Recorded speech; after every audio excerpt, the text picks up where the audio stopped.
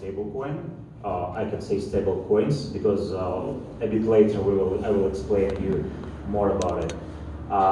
And the next one, we are running our own crypto exchange. So this is like very briefly about us. And we are a decentralized company. We do not have any like a big office or something like this, and all our employees are really like how to say, divided and like decentralized all over the world. That's why we are doing very quick and a lot of actions in one time.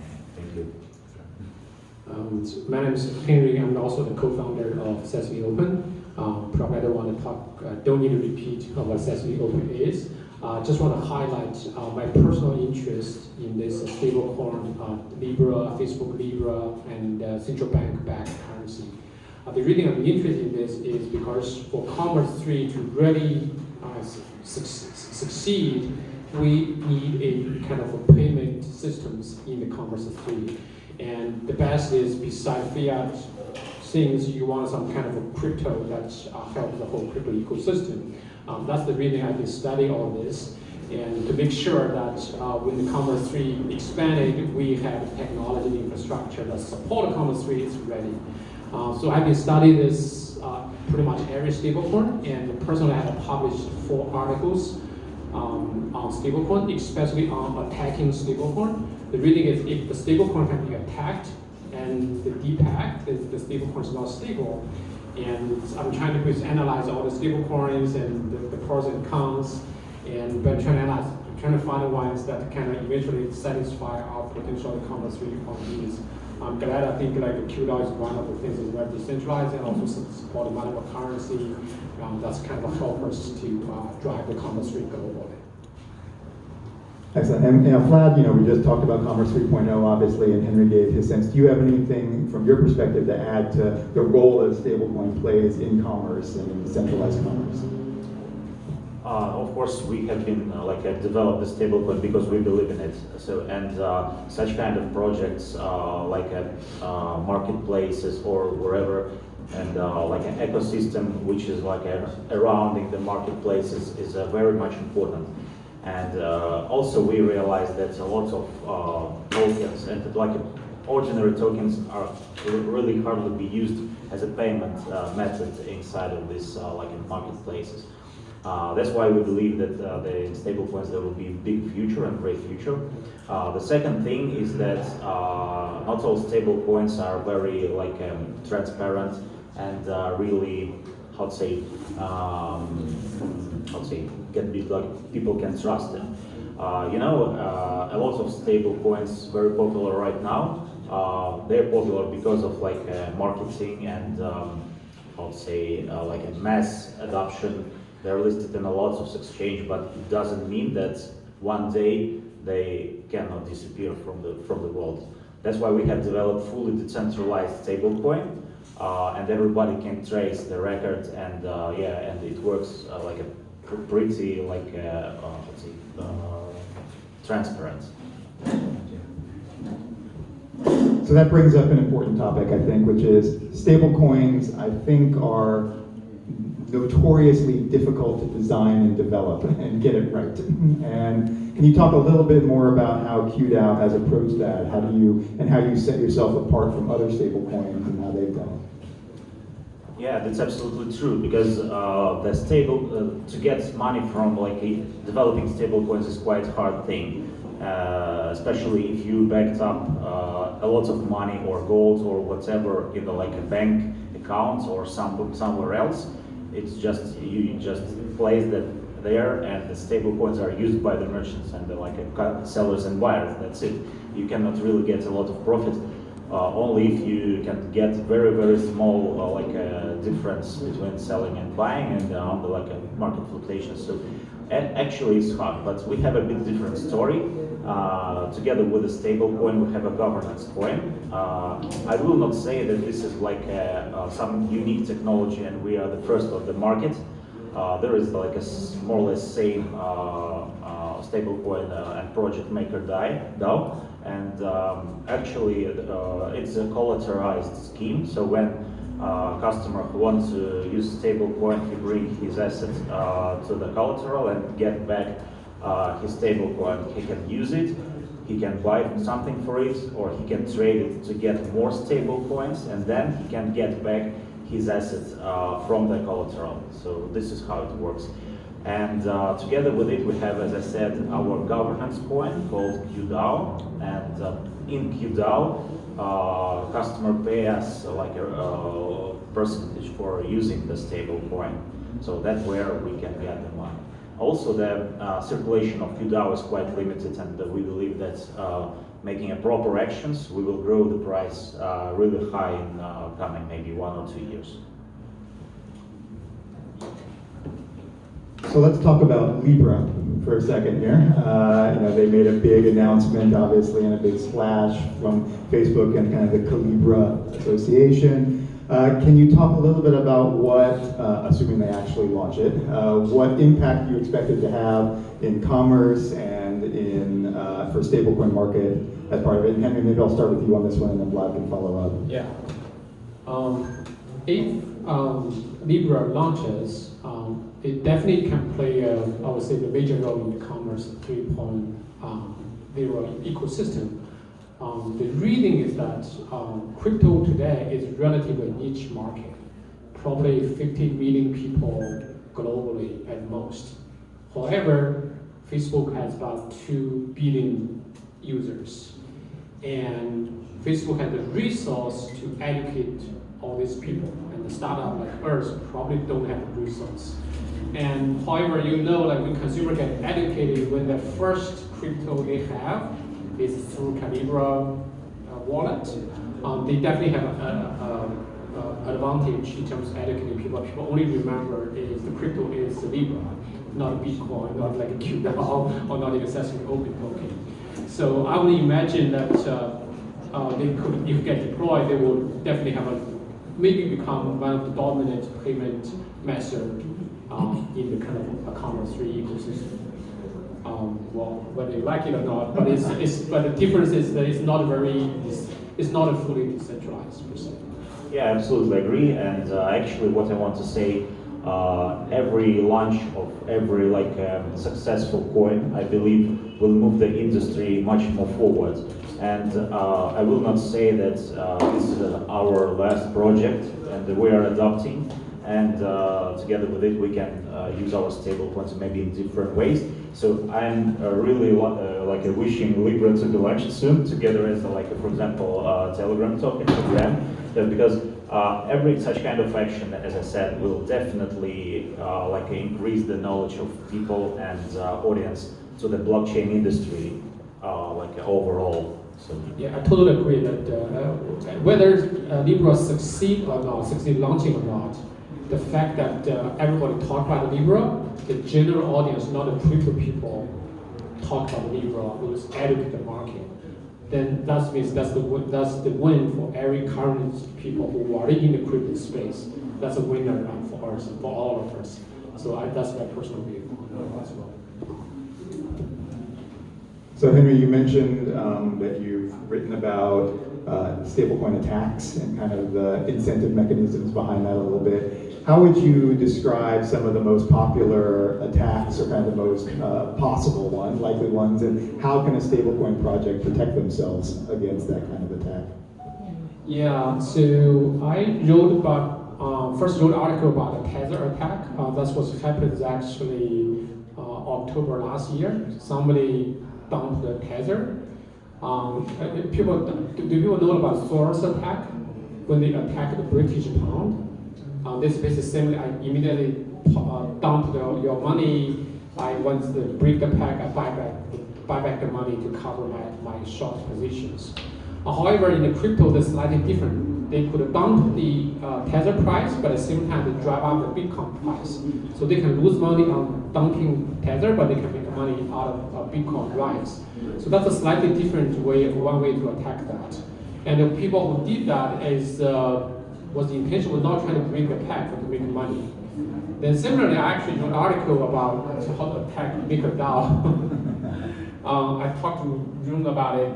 He kind of agreed the way I designed it, how to attack it, is direct attack.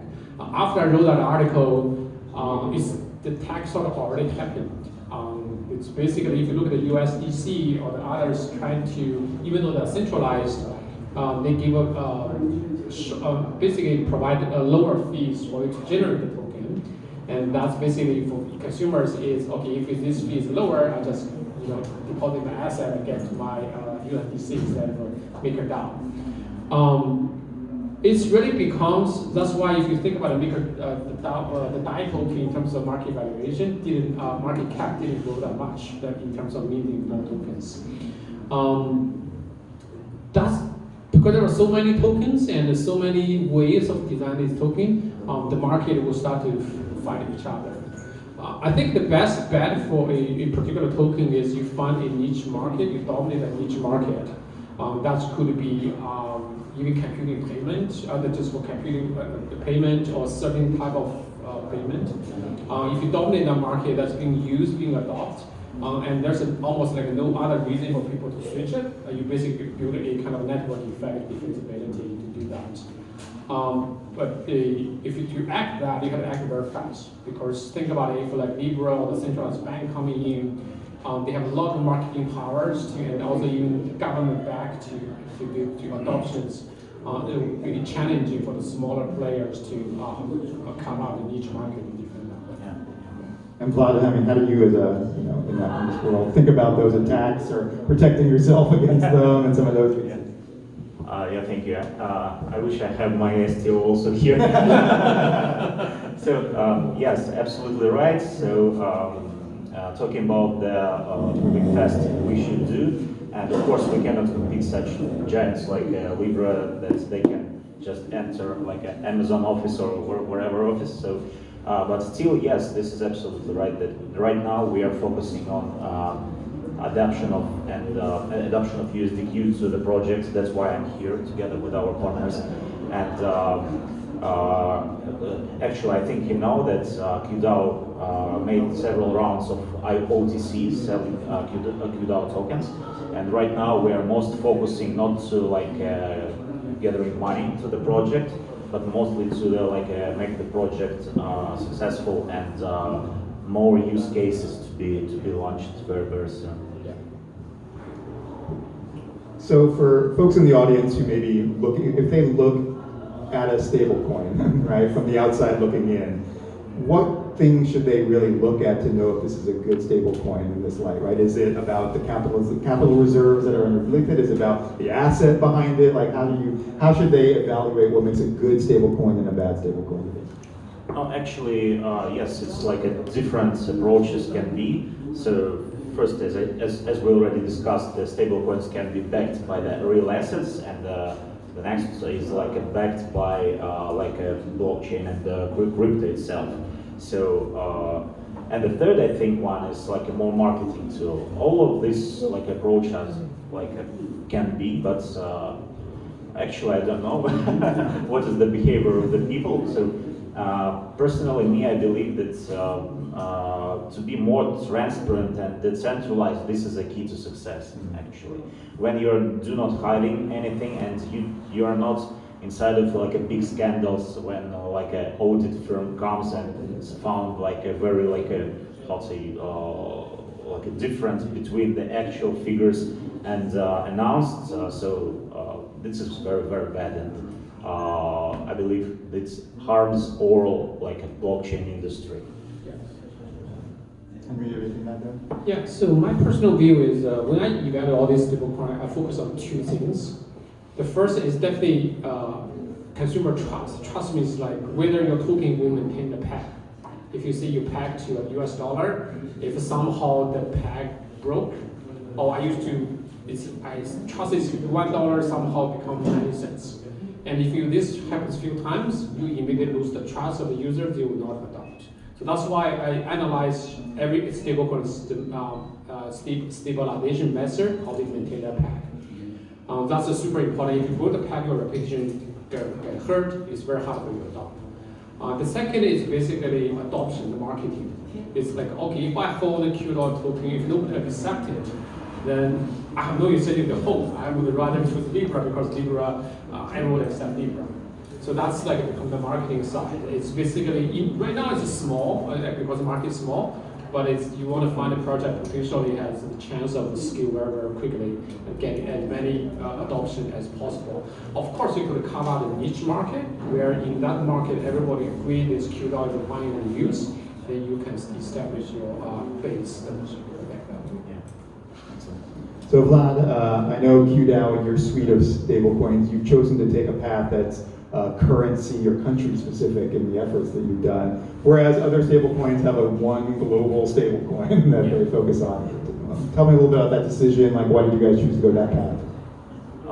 Let's say this is also one of the marketing tools that some countries are do not want or cannot really nicely calculate how much is like $100 and but it's for them the best way to use their a native cryptocurrency.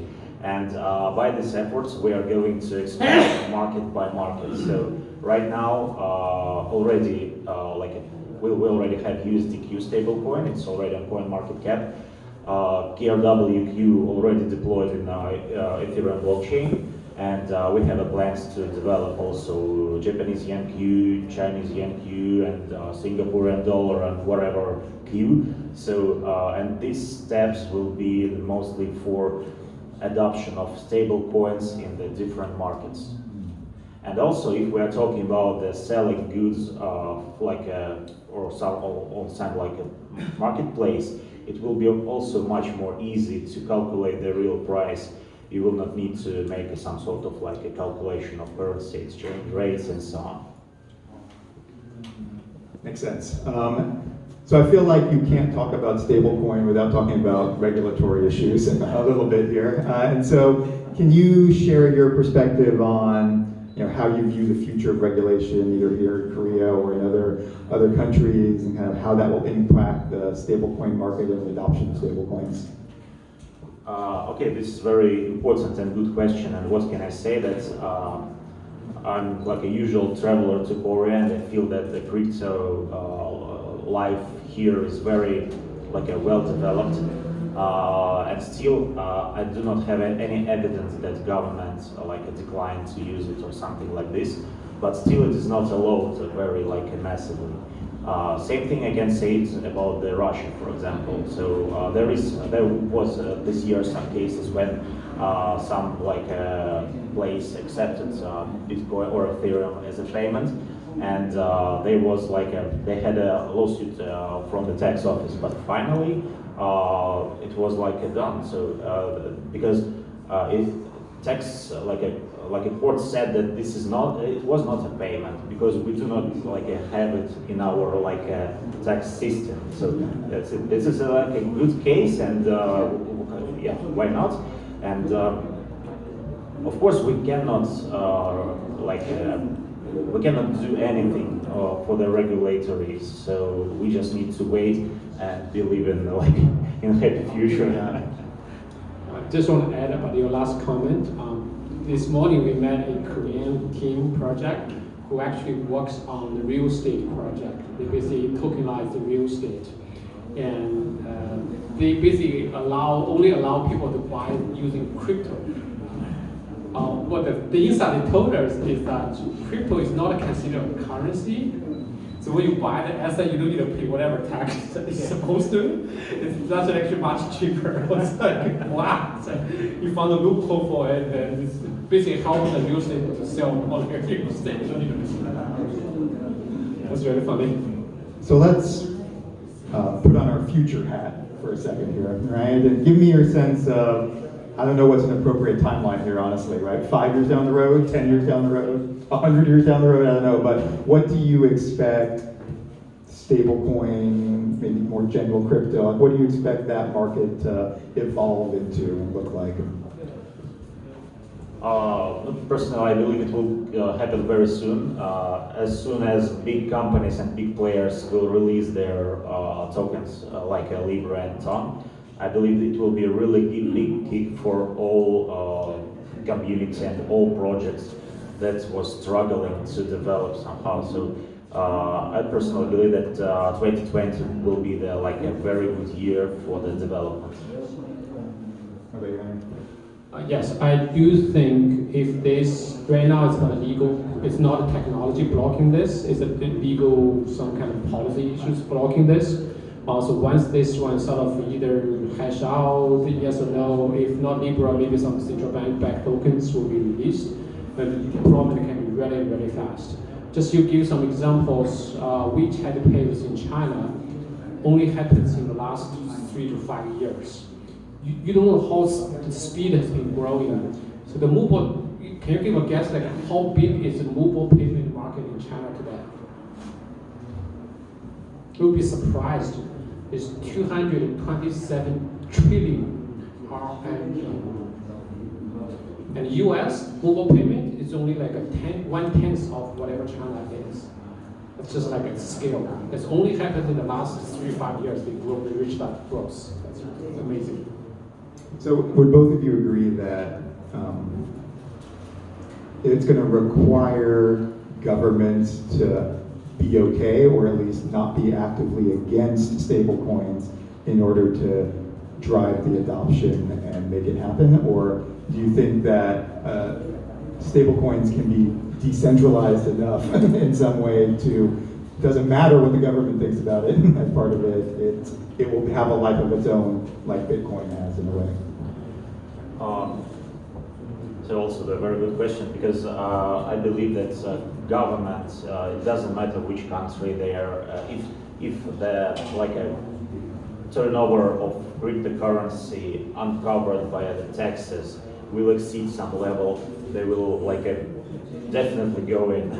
But of course, if all like more the countries goes in with this like with some like a consortium, it will definitely move this like world. So